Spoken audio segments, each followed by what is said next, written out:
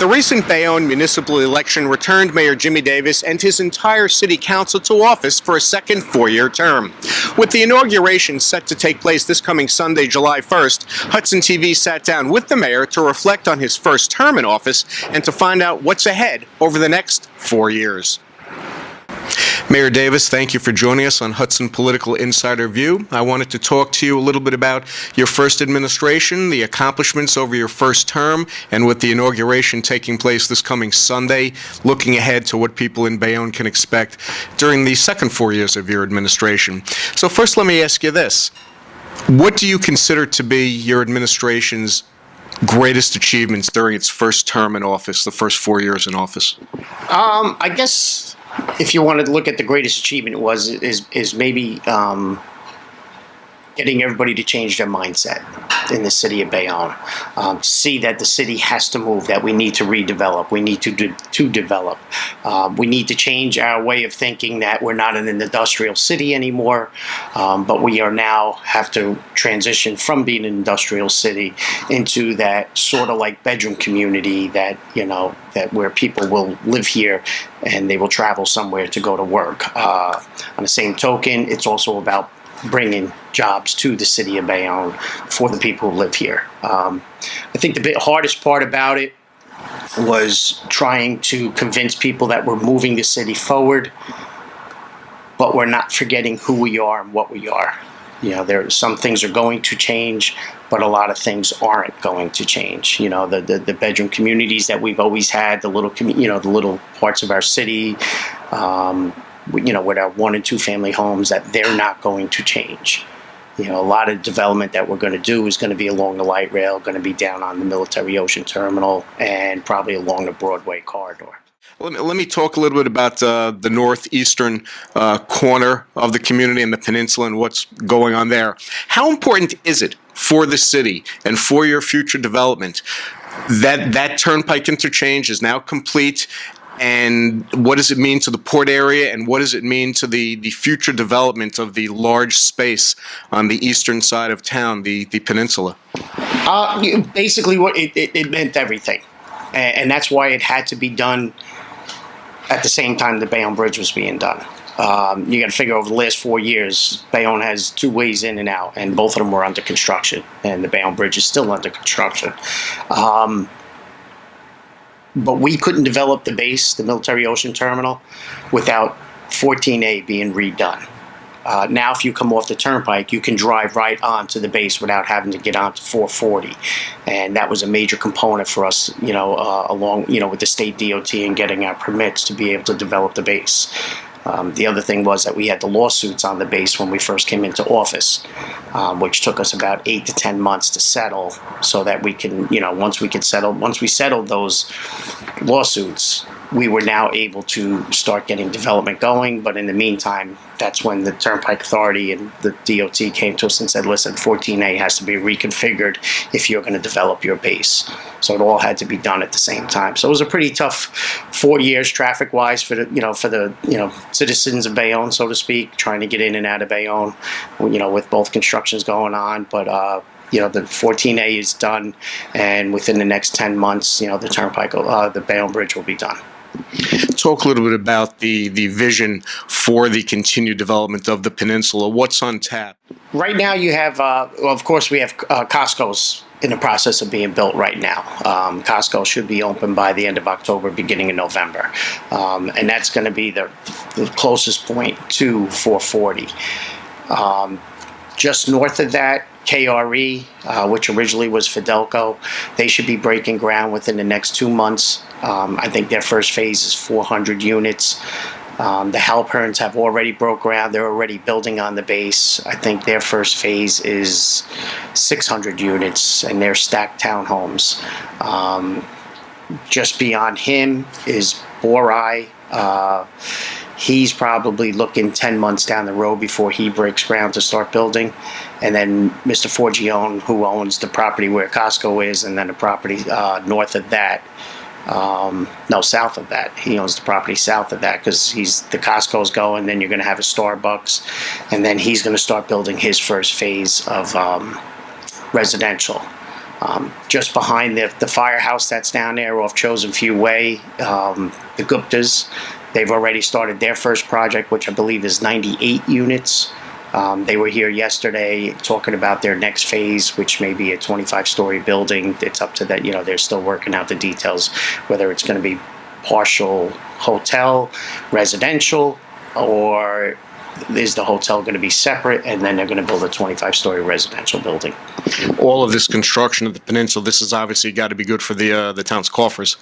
Yeah, absolutely. That was the biggest thing, because all that property's been sitting there for all these years, and we haven't collected a penny from anybody on it. So, this is a way to start helping with the city's finances in a big way. The other main shopping area, obviously, is Broadway here in town. How are things looking with the shops along Broadway? Has there been a rejuvenation? What can you tell us about that? Broadway's come a long way in 4 years, but we're not even halfway to where we need to be. And a lot of it's going to depend on, the development that you see along our light rail corridor.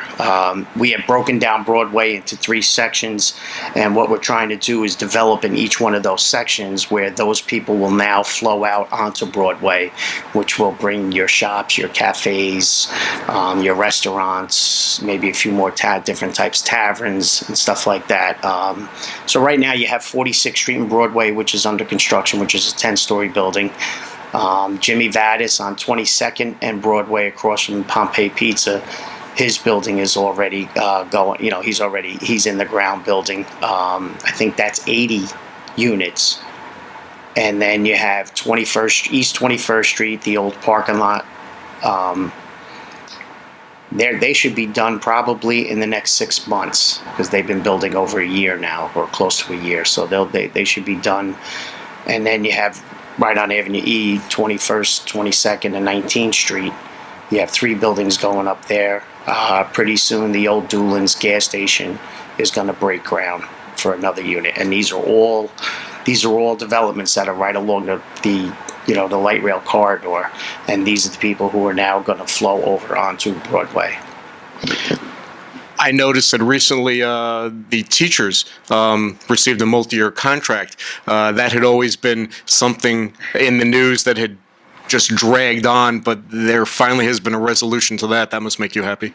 Yeah, absolutely. It's probably the biggest relief, not for any political reasons at all. Moreover is, my ultimate goal all along has always, been is that, can the teachers get a good contract? Can they get a 4-year contract so they have nothing to worry about except coming to work every day and teaching our children, instead of always having, some sort of strife with the Board of Ed and the teachers union going back and forth, and our teachers without a contract all the time?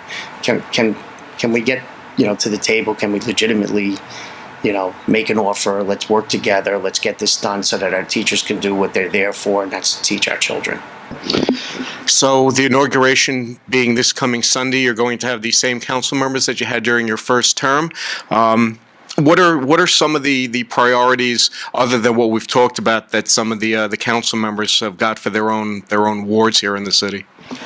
For each one of their priority, most of them are looking into their parks, because if you go around town right now, you'll see that we've started, redoing all of our parks, and eventually every park in the city of Bayonne will get redone.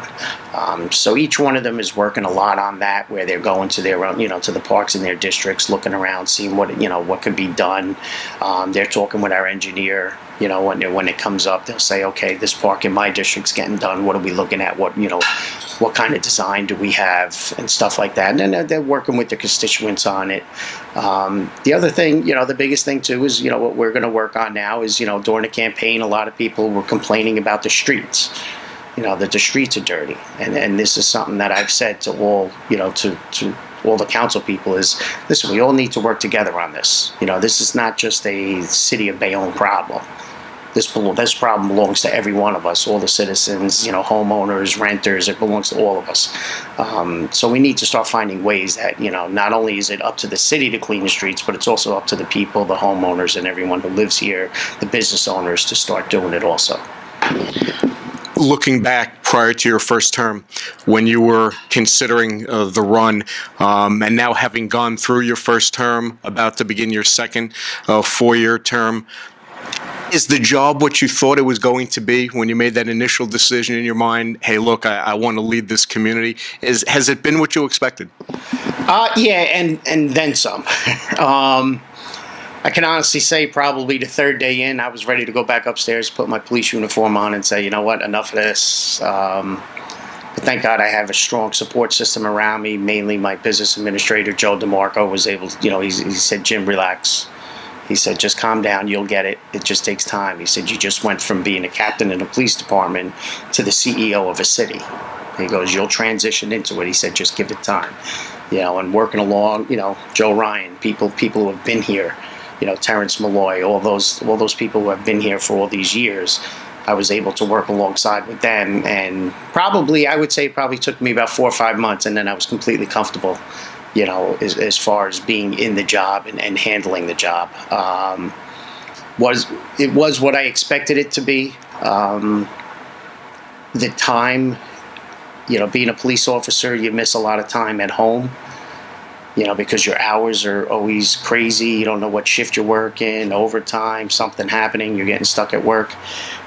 This is a very time-consuming job, and for a while there, it really got hard on at the time, he's 11 years old now, but he was, 7, 8 years old when I first came in, and it started to take a lot of time away from him. And there was a lot of long talks between me and my son Joshua, about everything and trying to get him to calm down. Then he started coming up to City Hall every now and then. So I think in the beginning it was more rough on him and my family, but now we've all kind of transitioned into it. Final question. With the inauguration in a few days, if there was one message that you wanted to convey to the residents of Bayonne, what would you want to say to them today? I think I would honestly say I'm just proud the way Bayonne is and the way Bayonne responded over the last 4 years. It was a big change for us in this city. I was born and raised here. We all have that Bayonne mentality. We're Bayonne. We are who we are. And I think people finally have embraced that we do have to change, that new people are going to come in. And I'm proud to the fact that everybody kind of has really gotten the message and has really gotten on board with it. Hey, well, Mayor, thank you for taking the time to speak with us. Good luck as you look forward to the festivities that are going to be taking place all throughout the day this coming Sunday. Yes, thank you very much. Thank you. 2, 1. The July 1st events begin with an inaugural mass beginning at 3:30 at St. Henry's Church. Then the swearing in of the mayor and council will take place right here in front of City Hall beneath tents beginning at 4:30. It will be followed by a short council session where the council president will be selected for the next 4 years. The celebration continues at 6 o'clock on the lower level of Di Domenico 16th Street Park with various musical entertainments, several bands. There will be food, there'll be a beer garden, there'll be bouncy houses for the kids, and there'll be a fireworks display beginning at approximately 9:15, weather pending. In the event of rain, no rain date has been set. Any of the events that are scheduled for the evening will not take place in the event of rain. In front of Bayonne City Hall for Hudson Political Insider View, I'm Jeff Henig.